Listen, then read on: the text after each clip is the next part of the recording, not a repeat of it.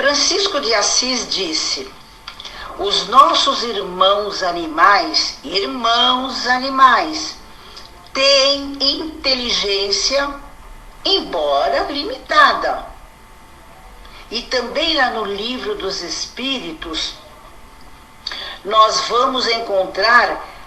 encontramos lá que eles têm uma espécie de inteligência e que eles exercitam exclusivamente para satisfazer somente as necessidades físicas deles, usando essa inteligência, esse princípio inteligente, somente para satisfazer as suas necessidades físicas. Vamos falar um pouco de amor? Falemos de amor. Amor aos animais. Afinal de contas, nós estamos tratando sobre o espiritismo e os animais. A proposta de amor para com os animais é uma proposta de amar pelo menos um dos reinos da natureza, não é mesmo? Que é a criação de Deus, uma das tantas criações de Deus. Não é amar o veículo físico do animal, entende? Mas amar aquilo que está estagiando nesse corpo desse animalzinho, sabe? Para aprender a crescer. Exatamente como estagiamos em nosso corpo material para progredirmos. Olha que interessante, né? Porque esse princípio inteligente, ele sente fome, sente sede, sente frio no inverno, sente dor quando agredido ou quando doente.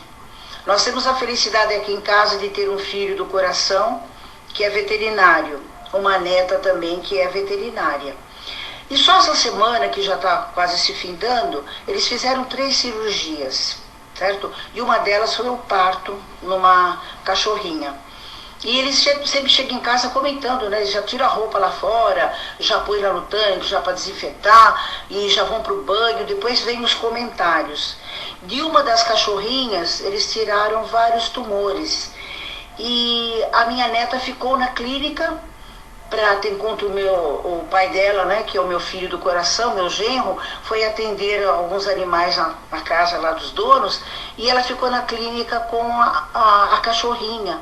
Ela falou: vó, dava um dó porque ela gemia, e ela estava anestesiada ainda, mas as lagriminhas escorriam dos olhinhos dela. Olha que interessante, às vezes a gente não percebe isso, né? Porque nós estamos um pouco distante, mesmo cuidando dos nossos animaizinhos, nossos bichinhos de estimação.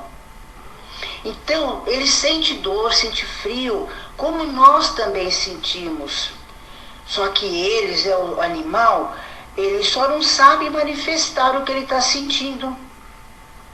Vocês lembram da Dama e o Vagabundo? Vocês já assistiram esse filme? Lembra dos 101 Dálmatas? Poucos dias eu fico assistindo aí, porque como tem criançadinha pequenininha aqui, eu paro um pouco para estar assistindo com eles. E como retrata isso, né? Como os autores, os que filmaram, tiveram essa capacidade de pesquisar e de sentir mesmo, de passar para a gente esse sentimento dos animaizinhos. Muitos animais domésticos, eles dão aos seus donos a fidelidade incondicional, mesmo que o dono não perceba isto. Quando o consagrado músico Mozart, que você já deve ter ouvido falar e conhece, né? Ele morreu extremamente pobre e longe dos familiares, que estavam em viagem na casa de outros parentes, né? Ele sem dinheiro, e não o conheciam, não era tão famoso na época, ele foi enterrado numa vala comum do cemitério. Quando sua esposa soube do falecimento dele, né, do desencarne, ela retornou apressadamente para casa. E desesperada, ela procurou o local onde o seu marido havia sido sepultado. E vocês sabem qual foi a maneira em que ela conseguiu descobrir o lugar onde Mozart estava enterrado como indigente? Sabe como? pasmem, foi através do cachorro da família que ele morrera congelado ao lado da cova onde Mozart tivera sido sepultado. O seu corpo material. Muito, mas muito interessante isso. E a gente tem tantos casos, né? Tem até filmes que retratam tudo isso, sabe? Esse amor incondicional dos animais para nós seres humanos. E aí a pergunta que não quer calar: os animais possuem alma?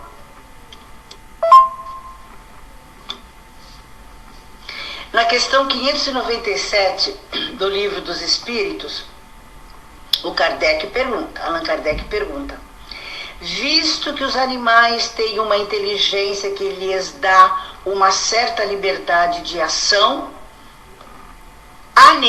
existe neles um princípio independente da matéria?